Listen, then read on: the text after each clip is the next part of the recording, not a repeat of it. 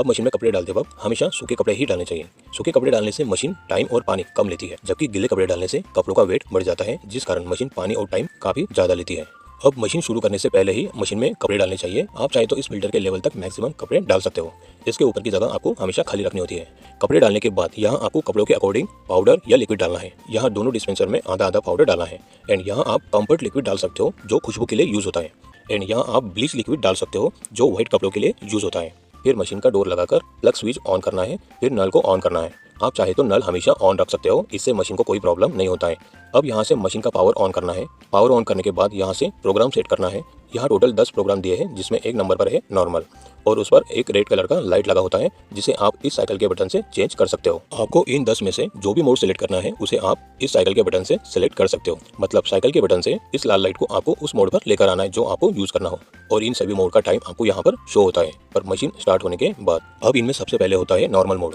Normal मतलब regular कपड़े। Daily के निकलने वाले मिक्स कपड़ों के लिए आप नॉर्मल मोड का यूज कर सकते हो। इसमें आप मैक्सिमम 14 से 15 कपड़े डाल सकते हो।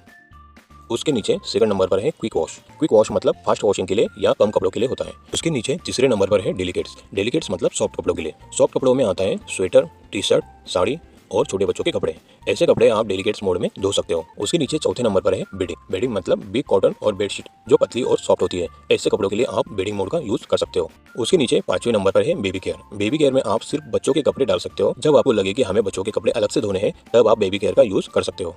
फिर इस साइड फर्स्ट नंबर पर है जीन्स। जीन्स मोड मतलब हेवी वॉश। जो जीन्स पैंट होती है या जीन्स की तरह हेवी कपड़े होते हैं, उन्हें आप जीन्स मोड में धो सकते हो। यहाँ आपको एक बात बता दूं कि जो कपड़े इस नॉर्मल मोड में ठीक से वॉश नहीं हो पाते हैं, ऐसे कपड़ों को आप जीन्स मोड में धो सकते हो। इसमें कपड़े अच्छे से वॉश हो जाते हैं। मतलब ज्यादा मैले कपड़ों के लिए आप जीन्स मोड का यूज कर सकते हो। उसके नीचे है energy saving. Energy saving mode में आप चद्दर वगैरह धो सकते हो जो मोटी सी होती है। अब यहाँ आपको बता दूं कि चद्दर, बेडशीट, ब्लैंकेट आप बेडिंग या एनर्जी सेविंग इन दोनों में से किसी एक मोड में धो सकते हो। इसमें कोई प्रॉब्लम नहीं है, ये दोनों मोड लगभग एक समान ही होते हैं। उसके नीचे है aqua preserve. Aqua preserve mode use करने पर स्पिन प्रोग्राम बंद हो जाता है, मतलब कपड़े सुखाने वाला प्रोग्राम बंद हो जाता है। एक्वा प्रिजर्व में सिर्फ वॉश और रिंस मोड ही चलता है। ये मोड आपको तब यूज करना होता है जब आपको कपड़े मशीन में सुखाने नहीं है, आप चाहते हो कि मशीन में कपड़े सिर्फ वॉश और रिंस करना है, स्पिन नहीं करना, तब आप इस मोड का यूज कर सकते हो।